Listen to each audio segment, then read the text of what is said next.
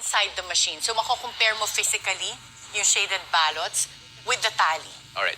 The problem with random auditing, Attorney Karen, is paano kapag bilang hacker at may access ako sa lahat ng automated counting machines. Actually, hindi ko naman gustong dayain lahat yan eh. Halimbawa, dadayain ko lang lahat ng resulta ng election sa Reyna Mercedes. So meron lang akong specific na counting machines na gustong dayain. Yung ibang counting machines ayaw kong dayain. Paano kapag yung pinik doon sa random audit ay yung mga counting machines na hindi dinaya? So pwede ka bang mag-come up ng conclusion na sasabihin mo, totally walang dayaan sa ating election? The only way na masasabi mo na totally na walang nangyaring dayaan sa ating election is kapag i-review mo lahat ng counting machine, isi-secure mo lahat ng ballot boxes at manually mong i-compare yung electronic results at saka dun sa kinount mo doon sa ballot boxes. Malamang hindi ginagawa yun ng COMELEC.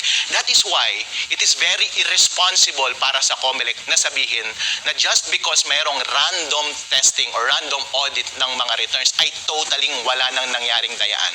My only concern is COMELEC, itong suggestion ko na ito is walang mawawala sa'yo.